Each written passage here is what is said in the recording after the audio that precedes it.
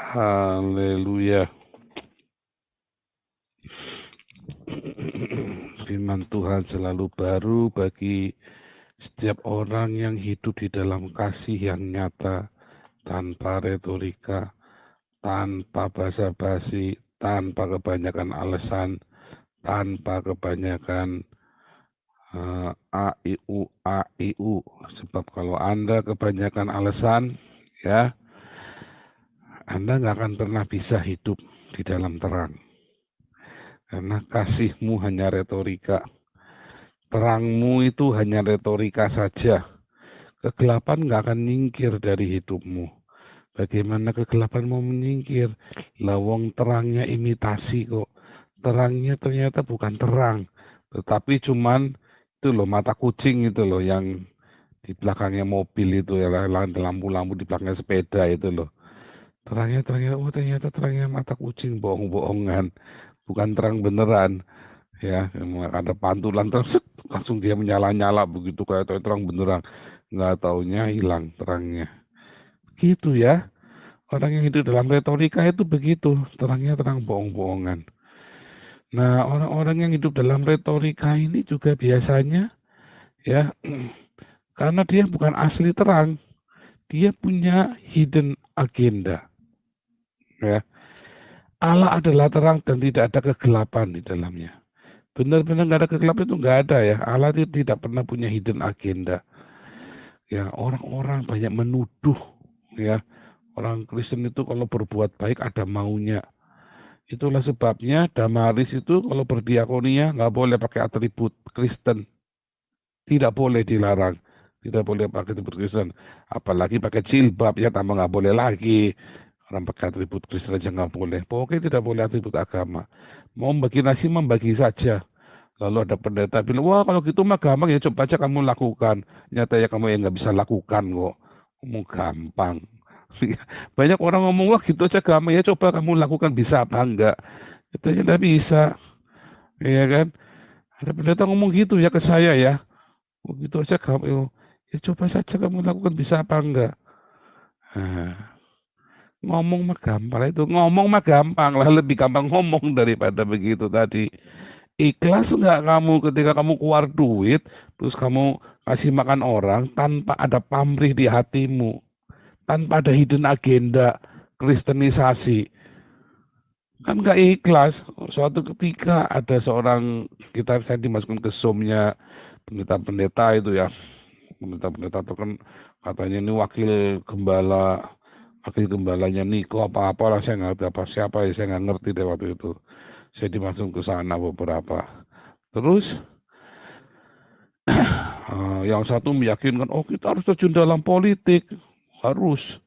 Yang satu bilang, apa namanya, pokoknya ini lagi cerita politik berapi-api, harus kayak Ahok. Kita harus masuk jadi politikus, jadi DPR, jadi apa. Wah saya emang nggak ikut-ikut.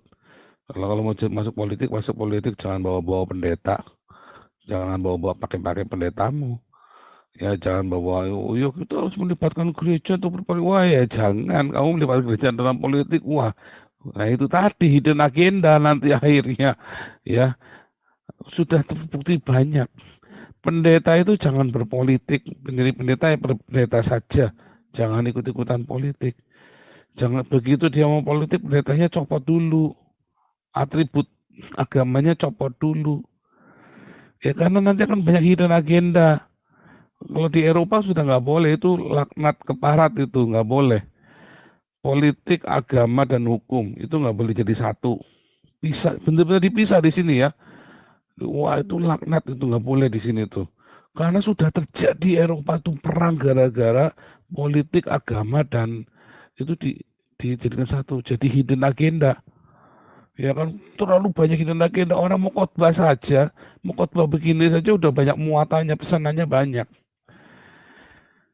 Ya, makanya si Marx itu marah sekali ya. Tuhan mereka adalah perut mereka katanya si Marx itu ya kan. Ngutip dari perkataannya Paulus. Karena gereja-gereja akhirnya memanipulasi rakyatnya dengan politik, hidden agenda. Ya, Itu nggak boleh tuh, di situ benar-benar tidak boleh pokoknya. Nah, tetapi itu tadi ya, ada banyak dari kita nggak usah ikut-ikutan politik praktis, ikut-ikutan partai politik. Anda di dalam gereja, di dalam komunitasmu sudah berpolitik, sudah melakukan hidden agenda, intrik-intrik itu. Intrik-intrik, ada hidden agenda. Wah repot itu kalau sudah dalam komunitas ada hidden agenda. Anda tidak terang, nggak clear. Ya kan? Kalau saya open, clear. Nggak punya hidden agenda. Orang menduga-duga, ini Paul hidden agenda, Pak. Nggak ada. Saya nggak punya hidden agenda. Agenda saya jelas. Melakukan Matius 25 dan Matius 28. Amanat agung, perintah Tuhan. Mengapa saya melakukan itu? Karena saya mengasihi Tuhan saya. Karena saya dikasihi dengan luar biasa. Buat saya berkat yang saya terima tiap hari itu lebih dari cukup. Sehingga saatnya saya untuk berkarya. Dan akan lebih bagus kalau kita melipat gandakan itu dengan bantuan teman-teman semua. Clear? Dampaknya, dampaknya ngeri sekali. Bahkan hal-hal yang tidak pernah kita pikirkan pun terjadi dampaknya. Tetapi yang menjadi masalah adalah banyak orang-orang juga bergabung dengan kita. Dengan hidden agenda. Dalam komunitas itu selalu ada orang-orang yang punya hidden agenda. Wajar. Kita nggak usah marah. Ya, tetapi hati-hati. Kita selalu berhati-hati dengan orang-orang yang punya hidden agenda. Bagaimana caranya? Ya dengan cara kita jangan ada hidden agenda, lurus aja lempeng, tabrak aja terus. Dia berusaha muter-muter berbelit-belit, enggak urusan, saya mau maju terus. Bagaimana cara menghadapi intrik dan politik? Kita jangan ikut berintrik dan berpolitik. Lurus lempeng. Allah adalah terang dan tidak ada kegelapan. Kalau kita terang, ya saking terangnya, ya Anda tahu kalau saya pegangin ya, ini kan mouse ini ya, ini kan depannya kan terang ini, terangnya kan dari sana tuh, dari depan masuk ke sini, belakangnya gelap, nah itulah hidden agenda itu loh, depannya terang benderang, wah kelihatan, belakangnya gelap, tetapi Allah adalah terang. Artinya apa? Saking terangnya, karena ia bukan memantulkan terang, Allah itulah sumber terang sendiri, sehingga mau diputer nggak ada, tidak ada bayangan di baliknya. There is no shadow turning witty. Nggak ada bayangan di baliknya, itu nggak ada. Saking terangnya, dan di mana ada terang itu memancar, dia akan menerangi seluruh hidup kita sampai nggak ada bayangan lagi. Tidak ada bayang-bayang masa lalu, tidak ada bayang-bayang hidden agenda, intrik-intrik di dalam pikiran kita. Terang, jelas, clear. Enak kan? Dan orang-orang yang nggak punya hidden agenda itu hidupnya enak. Karena dia nggak perlu takut ketahuan. Nah, kalau dicurigai, dituduh, ya dituduh saja, nggak bisa clear. Dia pun tidak bisa dituduh, clear, terang, apa yang mau dituduh. Orang mau nuduh saya apa segala macam, bekas penjahat apa segala macam, nggak bisa. Iya kan? Clear. Karena saya nggak punya hidden agenda. Gagal. Orang itu gagal bolak-balik fitnah saya. Mengapa? Karena saya tidak pernah punya hidden agenda. Ya, itu tipsnya. Anda pengen hidup enak, nyaman, tenang, damai. Jangan punya hidden agenda. Sincere, aletheia. Aletheia. Enak hidupnya kalau Anda aletheia. Nggak punya hidden agenda. Ketika Daud diuber-uber sama Saul, karena dia polos, dia nggak punya hidden agenda. Memang dia sudah dinubuatkan menjadi raja, tapi dia tidak berambisi untuk itu. Dia tahu saatnya Tuhan nanti yang datang. Nggak usah dia ngejar-ngejar, nggak usah dia punya ambisi. Ya, kalau Daud punya hidden agenda, dibunuh Saul cepet-cepet. Dibunuh cepet-cepet, ngapain nunggu lama-lama? Oh, saya jadi tahu tak garap dulu. Wah, eksekusi dulu, urusan nanti. Tetapi kalau karena nggak punya hidden agenda, kita tahu ada urutannya, ada waktunya Tuhan. Ada waktunya Tuhan, jangan takut. Tenang saja, bagaimana cara menghadapi intrik dan politik di kantor Anda? Lurus, jangan punya hidden agenda. Begitu Anda punya hidden agenda, Anda kudu ikut bermain. Kalau nggak ribet nanti Anda. Ya, kalau Anda punya hidden agenda, Anda harus ikut bermain. Karena mereka bermain, harus ikut bermain. Intrik lawan intrik. Tapi kalau Anda kalah ya habis. Kalau Anda menang ya Anda harus habisin dia cepat-cepat. Kalau sudah intrik lawan intrik, pokoknya Anda begitu ada peluang habisin, habisin. Oh, jangan pakai kasihan lagi. Kalau orang sudah berintrik ya udah. Dosa dong Pak. Ya udah kamu berintrik aja sudah nggak benar kok. Berintrik saja sudah nggak benar, ya kan? Tapi kalau kita mau polos-polos sama Tuhan, clear, open book, terang benderang, no hidden agenda, sincere, aletheia. Enak hidupnya begitu. Makanya orang bohwat kalau sama saya pergi jalan. Kamu ini lugu banget. Oh, bukan lugu. Dikira saya tolol. Bukan. Saya lugu bukan karena tolol. Saya lugu karena saya tahu itu cara yang paling cerdas untuk hidup di dunia yang paling jahat. Untuk hidup di lingkungan yang jahat, ya, supaya Anda survive, ya. Jadilah aletheia, sealetheia mungkin. Orang tidak bisa fitnah, orang tidak bisa singkirkan dirimu. Orang memfitnah pun balik ke dia sendiri. Makanya nggak boleh punya hidden agenda sedikit pun. Lurus lempeng. Agendamu jelas, saya mau ini, sampaikan dengan jelas apa yang kita mau. Sampaikan dengan jelas.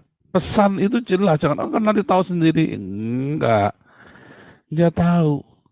Belajar ngomong, ya. Anak saya dari kecil tak ajari. Kalau nangis, anak suka nggak tahu kan. Harus ngomong. Wah, saya mau jelas. Kalau kamu tidak bicara, orang tidak tahu yang kamu mau. Karena anak termasuk sindrom itu ya, yang tidak bisa ngomong yang di hatinya dia. Wah, ribet itu orang kalau nggak bisa ngomong di hatinya dia. Kasihan itu. Kenapa? Dari kecil ditekan. Anak saya dua-dua saya ajari. Kamu ngomong yang kamu mau, harus bilang yang kamu mau dengan jelas, clear, supaya orang nangkep yang kamu mau. Kalau gagal, coba omong lagi, pakai cara lain buat ngomong, ya, supaya kita juga tahu, saya dirugikan, saya nggak mau, saya nggak suka.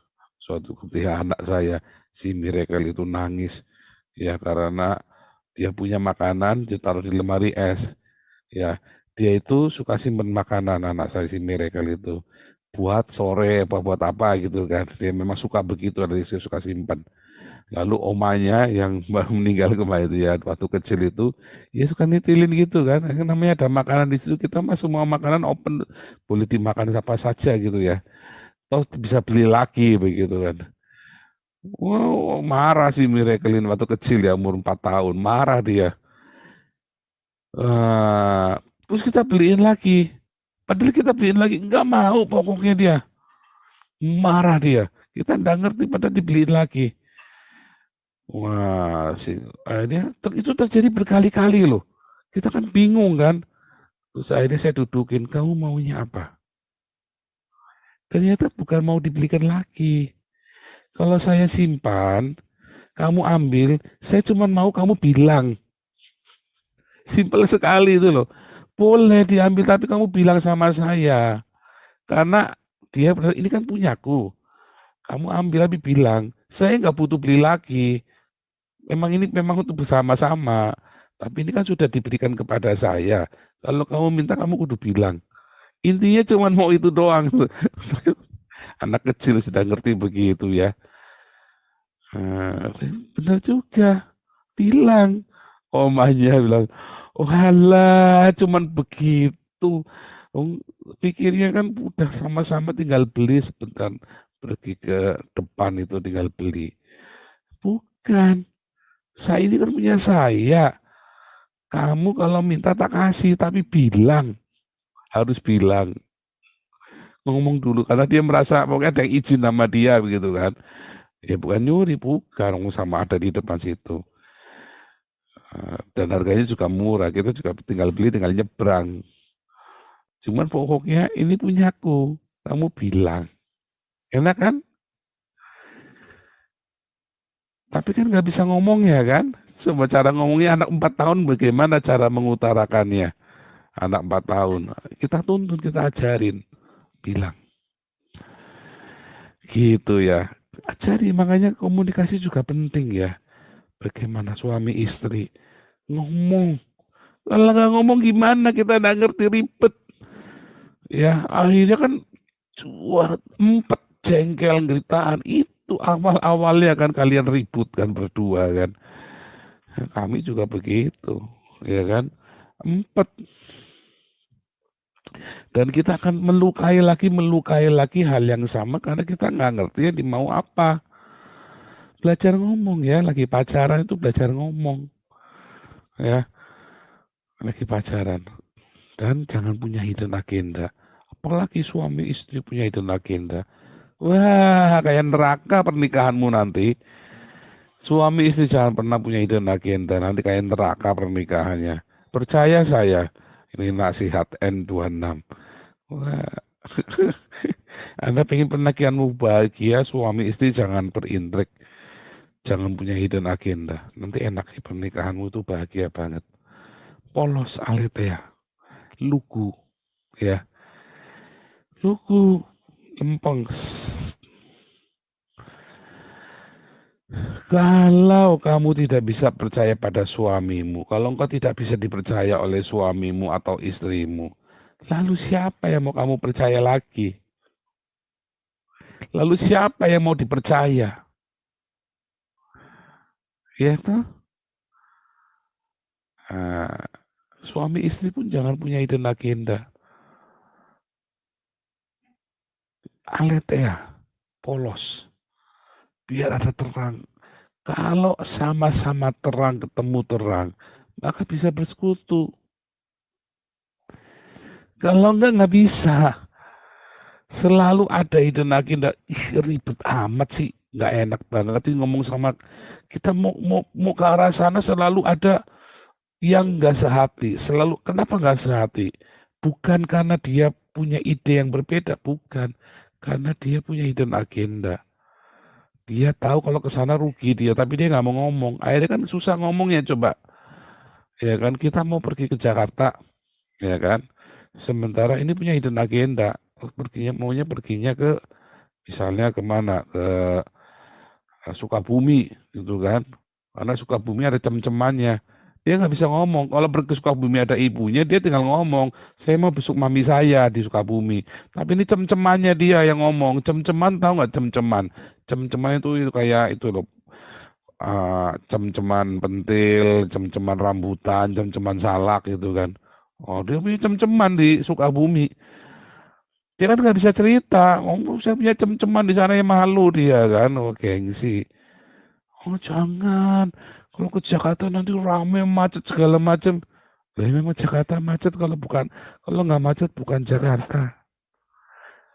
Oh Jakarta banjir ya, kalau ada banjir nggak Jakarta namanya. Ya kan, gubernurnya seiman. Iya kan? Mau alasannya apa? Pokoknya semua lihat kita bingung. Jawab alasannya apa? Kamu alasannya apa coba? Padahal kan hatinya ngomong, saya punya cem-ceman di Sukabumi, saya maunya ke Sukabumi, nggak mau ke Jakarta. Tapi kan alasannya bingung yang bikin kita bingung yang nggak masuk akal. Itu yang namanya hidden agenda, ya. Tapi kalau juga polos, saya punya cem-ceman Sukabumi, saya mau ke sana. Ya udah kamu ke sana aja sendiri. Enak kan sudah selesai. Iya, tapi kan masalahnya saya kan ke sana nebeng, mau nebeng supaya kita sama-sama gratisan. Ketokin dasi kowe. Nah, kan gitu kan. Nah, itu namanya hidden agenda. Tapi kalau kita polos, itu ada mami saya di Sukabumi, saya besok udah lama. Ya udah kita perginya ke Sukabumi saja nanti. Akhirnya kan bisa sepakat bersama-sama jelas. Tapi kalau Anda punya yang tersembunyi-tersembunyi gitu, suami istri, akhirnya ribut, suka nggak nyambung. Ugh, akhirnya kan saling duga menduga. Saling duga menduga ribet. Ya, Daud nggak punya hidden agenda. Mudah untuk mengampuni orang kalau tidak punya hidden agenda. Mengapa Anda sulit? Karena Anda punya hidden agenda. Masing-masing punya hidden agenda dan Anda tahu masing-masing punya hidden agenda. Saya merinding kalau bilang hidden agenda ya. Saya banyak lihat keluarga-keluarga hancur gara-gara ini. Karena masing-masing suami maupun si istri punya hidden agenda.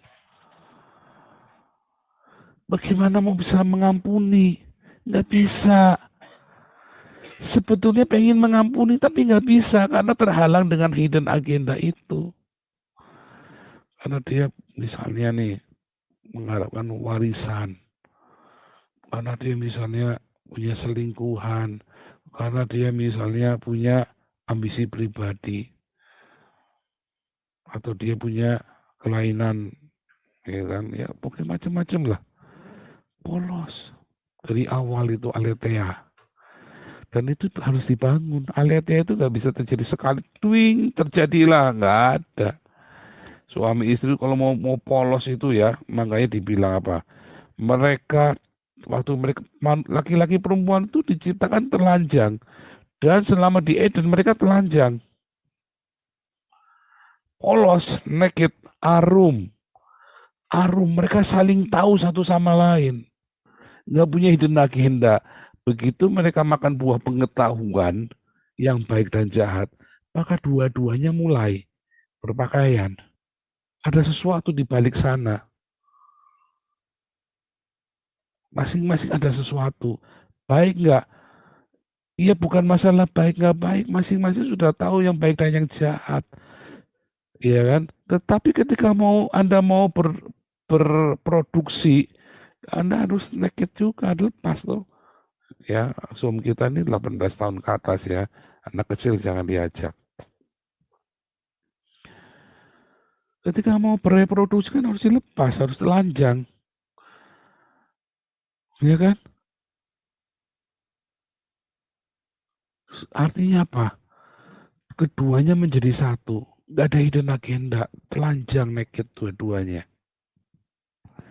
Itu nanti di kelas apostolik saya ngajari lagi lebih dalam. Nggak boleh ada hidden agenda. Kamu ingin berbuah, jangan ada hidden agenda. Kalau nggak buahmu nanti busuk juga.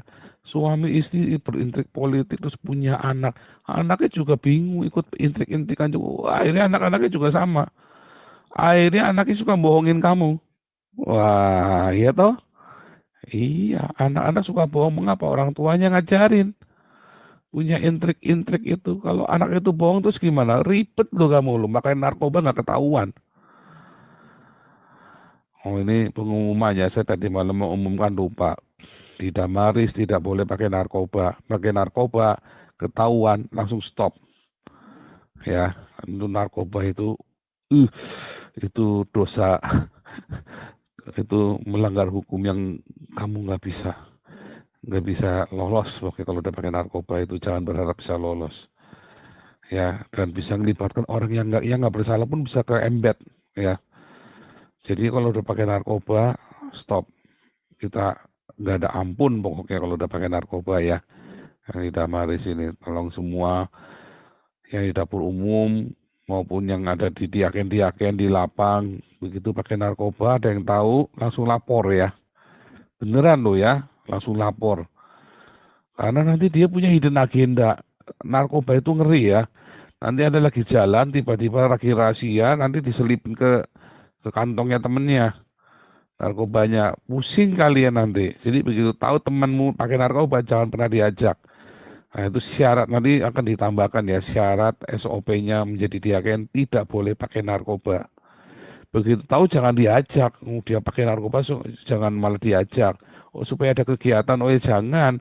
Mateni kita nanti, mateni teman-teman yang lain, nanti kamu itu nyelakai yang lain.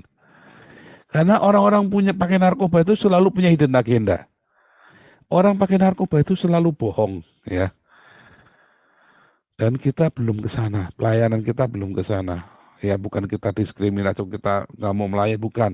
Karena kita belum sanggup melayani orang-orang kena pakai narkoba ini. Nanti suatu hari mungkin kita akan masuk ke sana. Tapi hatiku kok belum ke sana ya. Tuhan kok enggak kasih visi ke sana. Ya untuk pelayanan narkoba itu ada orang-orang khusus ya yang harus ngerti.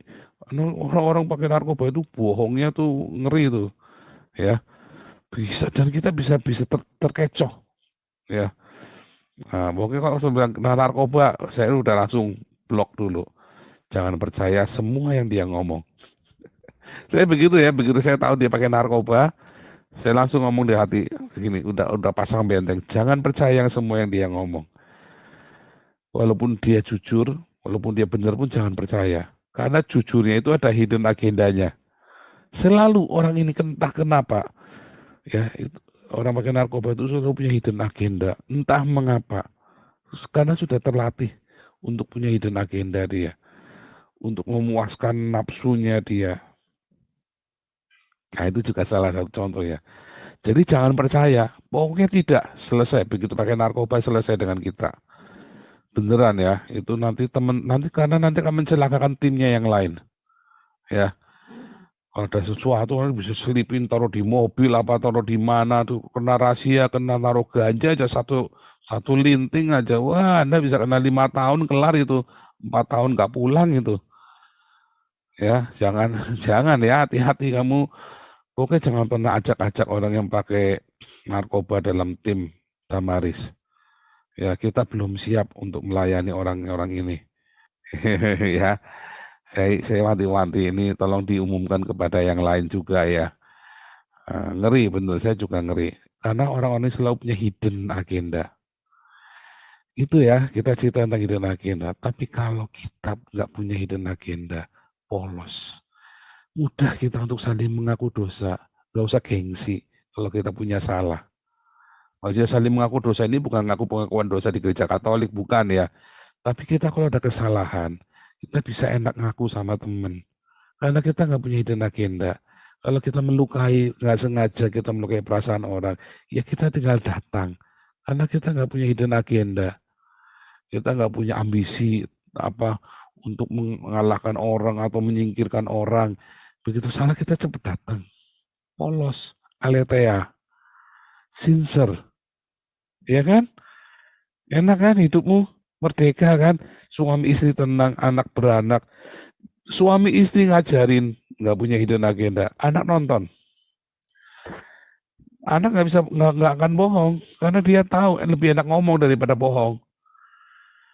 Bahkan hal yang buruk pun dia akan cerita karena dia tahu, dia percaya kalau dia melakukan kesalahan, orang tuanya akan peluk dia. Ya, karena dia nggak punya hidden agenda. Orang tua menunjukkan kami nggak punya hidden agenda.